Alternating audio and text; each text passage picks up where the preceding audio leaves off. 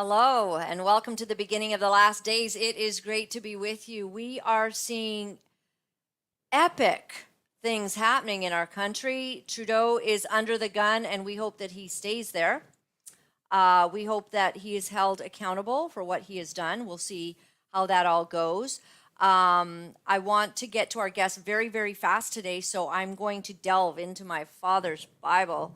My dad, who was a man among men and taught me so much. Do you know in Revelations 18, it talks about Babylon falling, but it says, "For all nations have drunk of the wine of the wrath of her fornication, and the kings of the earth have committed fornication with her, and the merchants of the earth are waxed rich through the abundance of her delicacies. And I heard another voice from heaven saying, Come out of her, my people, that ye be not partakers of her sins, and that ye receive not of her plagues." My dad underlined everything he thought was important, and he underlined, "Come out of her, my people. Come out and be separate." I don't know what we're going to do because Babylon is here. So we've got a bunch of crazies in Canada and the United States of America, going on and on about how you can change your gender, and it's crazy. Like in British Columbia, I don't know if you got this that I sent to you, JT, maybe not, but in British Columbia, we actually have the highest number of LGBTQ sort of folks that resonate with all of this. You're all gender queer and all of that, and the thing is our radio station CKNW was talking about this in Vancouver yesterday, and I just have to say, you've all lost your ever-loving minds. You're totally buying into this. You want your children to, be on about this. So let me just put it to you this way. If you're going to tell your children that they have to be, all sensitive and inclusive and celebrating of the gender queer people, imagine that could affect them, and then they will perhaps be led very easily by Dr. Wong in our city to be on cross-sex hormones very quickly, maybe just one visit. And then they'll be led down the path where they should perhaps have gender-affirming surgeries, which could mean removing their sex organs and parts of their body that can never come back. And then they're in a very high suicidality rate, in a category where suicides are pretty much off the charts. This is where our world is going, and Babylon has truly come. And the corruption in all of these places, it is bad. And my dad also underlined how much she hath glorified herself. That's the country. Lived deliciously, so much torment and sorrow. For she says in her heart, I sit as a queen, and I am no widow, and shall see no sorrow. Therefore shall her plagues come in one day, death and mourning and famine, and she shall be utterly burned with fire. For strong is the Lord God who judges her. So we have lost all fear of God. God is a God who does not want to implement his judgment. He would like to implement his love and mercy and grace on us, but we have rejected his ways. Canada has rejected his ways, and the United States has done so as well in many, many ways. And now we're seeing this judgment. And my heart is very hurt. I love that Asbury is happening, and there continues to be movements of the power of the living God in high schools now. We're hearing word. And I believe there's a beginning of the sense that politics can't really fix this, but God can. The church can't, because the church has kind of let us all down. And I hope you find a good church that didn't hold vaccine clinics in their basement and didn't have a vaccine bubble section, but a lot of us did, right? A lot of us knew of those places, if not attended. And, wear your mask, sit down, and, you can drink communion, I guess. You can take the mask off because, the virus doesn't affect anyone once you're having communion for that moment, 2 seconds while you drink. But we're in a season and a time where we need God to help us to get through this. And we're just so grateful. Dr. Mack has been on this show many, many times. I'm not even going to say actually what he said because we're still on Facebook and YouTube. Quickly, BC provincial government introduces a bill that would allow people to change their sex on their birth certificate. So you can do that. Also, they are going to have a bill that you don't even need to put your sex on your birth certificate. And so that is all changing in British Columbia.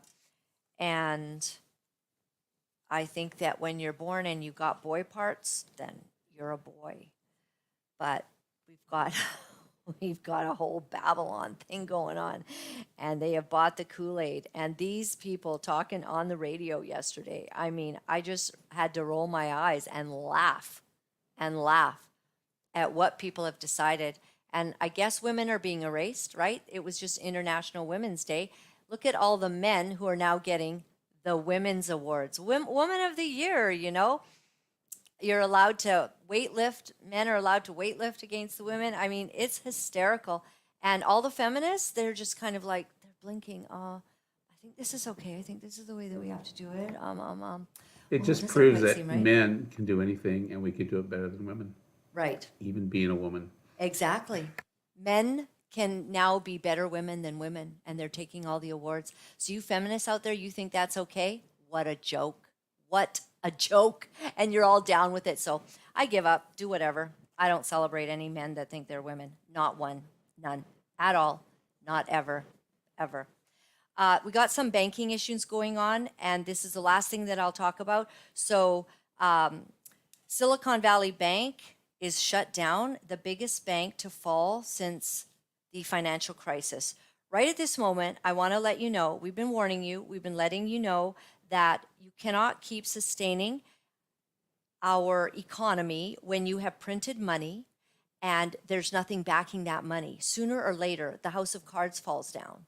And there is a problem with Wells Fargo Bank, but they're saying it's just a glitch. Isn't that the case, JT? Wells Fargo is also having a problem because I think you were explaining a lot of money is starting to get moved around. People are getting a bit nervous. So we highly recommend missing direct deposits amid technical issue. Do you believe anyone anymore? I don't believe anyone anymore. So here's what we're thinking is that if you've got amounts of money in your bank account, like some of you do, some of you don't, but if you do, or if you have, you know, a little bit you'd like to put away for a rainy day, we suggest that you get into silver and gold, and we do suggest Steve Merrill, and his email is sovereignize at protonmail.com. Steve said he made that name up, sovereignize, because he thinks that we are sovereign and our money should be sovereign. When you put your money against actual silver and gold and you have it in your hands, that is legit. It is not legit to keep thinking that you've got $100,000 sitting there in your bank account. Some of you do. I wish I did. But if you got money sitting there and you think it's safe, the moment that this all crashes, the moment that the house of cards falls, and it will be in a moment, it will happen. They will seize accounts, they will hold, you get left with 30%, I think. You get to have 30% of your money. The rest of it, who knows? They hold it. There's all kinds of things that banks do. They have provision for all of that nonsense. So I would like to invite Dr. Bryan Ardis onto the screen, and then we're going to say goodbye to Facebook. We'll say a big hello to him. How is Dallas today? How is the area down there, wherever you are? I don't even really know what place, but is it warm? Like, are you feeling the warmth or? I am. It's warmer than your picture in the background of Right. your view. Yeah, it's probably in the mid 70s, early 80s today, and it's very Nice. nice and sunshiny today, which is great. Yesterday was foggy and rainy all day long. You know, that is, oh, okay, foggy and rainy, so very Vancouverish. So that's cool. Now, Dr. Ardis, you'll be coming up here to the Vancouver area. Mid-April, you have agreed to come and greet Canadians, and there is a collective cheer going out right now. So you will be in Calgary and Vancouver, and quite possibly in Red Deer or Saskatchewan. But we're getting the final details on that. But you've agreed to come, and we are so grateful. And I can't wait. I cannot wait to see you in front of a live crowd. They are going to be so blessed. We have lots to talk about. What do you think about the whole financial thing? Just while we've got you on about America, like everything's going up here. My Cremo for my coffee is costing way too much money now. and going out to eat at a drive-through. Is everything going up down there as well?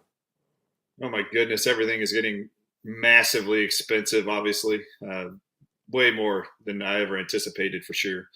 That is not just in Canada, it's all over the world, I'm sure. But it's very obvious here, even for our family, to go out to go eat, where it used to be for me and Jane alone to go have dinner for $50. I mean, we're running $100 everywhere we go if we go out to eat now. So Yeah. you might want to learn how to do intermittent fasting to learn how to reduce your grocery bill during this period. They're trying to choke out all your funds. Yeah, the earnings are not going up for people typically, and the expense of living is doubling, tripling in some cases. Yes, it has been a very obvious strain on a lot of people. I'm They're sure going to that try to you've been, squeeze us all and break us all. yes, exactly. And I'm sure you've been watching some of this stuff on the COVID hearings. I think that's all over YouTube and Facebook, right? But the, the inquiries as to where it's been at, and Dr. Is it Redfield? Redfield? Yeah, Redfield. he is just bringing bombshells, isn't he? Yeah, and this is who Paul Elias Alexander, that I know you've surely met, and everybody in Canada should love and consider a hero. He had had many conversations with Redfield, and has called him out from the very beginning, even when Trump was in office and he was there with the NIH. Paul Elias Alexander has not spoken in favor very much of Redfield and his actions for the last several years. So, yes, I would trust anything that's about to be voted on as a collective agreed origin story of COVID by our governments. If you actually think they're going to tell you the truth now, you're going to be massively let down once again. How many times has there been events that have occurred in your country, in my country of the United States, where there has been a massive attempt by the government to cover up what the truth really is from many scenarios? I ran them through with you earlier before we even started recording here, but the government came out with their official report on JFK's assassination, which was obviously not accurate and wasn't truthful.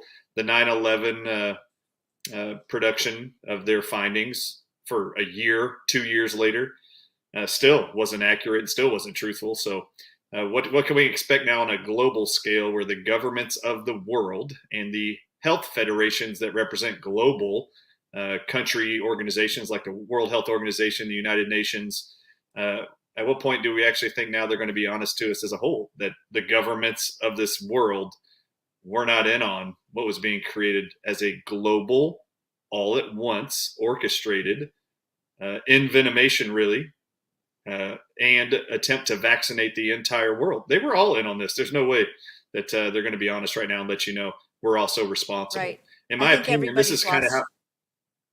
Yeah, this is kind of what's going to happen, in my opinion. How many times have you seen, Laura-Lynn, have you seen a drug that was approved by your FDA in the United States, or whichever your federal drug Thalidomide. administration is for Canada?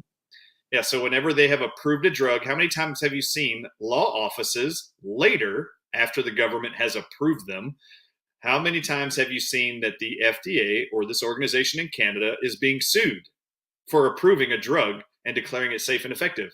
You have never seen it. Only the manufacturers of the drugs are then sued. Now, you need to understand this. We all sit back and go, but has the FDA approved the product before I take it? And then we would take it, and then you'd find out it had horrible side effects, and then lawyers would help to sue the manufacturers of the things they knew the drug was going to cause before they even sold it to you. But there's this stamp of approval from our federal government health agencies like the FDA here in America and the one in Canada. They stamp the approval, and then you have full faith that they are actually looking out for your better good. But did you know that the FDA approval isn't a real thing? Did you know they actually don't send a certificate to the company to say, we reviewed all your literature, we now approve your drug? Do you want to know why there is no stamp of approval, a physical certificate you'll never find in the manufacturer's facility from the FDA? They go like this: thank you for all your information on the drug you sent us. If you would like to get this on the shelves immediately, you can just pay us $10 million. And then you have till this date, 3 weeks in advance from here, or whatever the time period is. If you don't hear back from us in 3 weeks, let's just call it a Monday. If you don't hear from us on March 21st, a Monday, if you don't hear anything back from us, a request for more information, you can say our product is approved. This is exactly what's going to happen now. The FDA is not going to be responsible for telling you the drug they're approving is safe and effective. They're not going to do that, but they And will this take is the drug manufacturer's money and then let you put it on a shelf and then give it to you.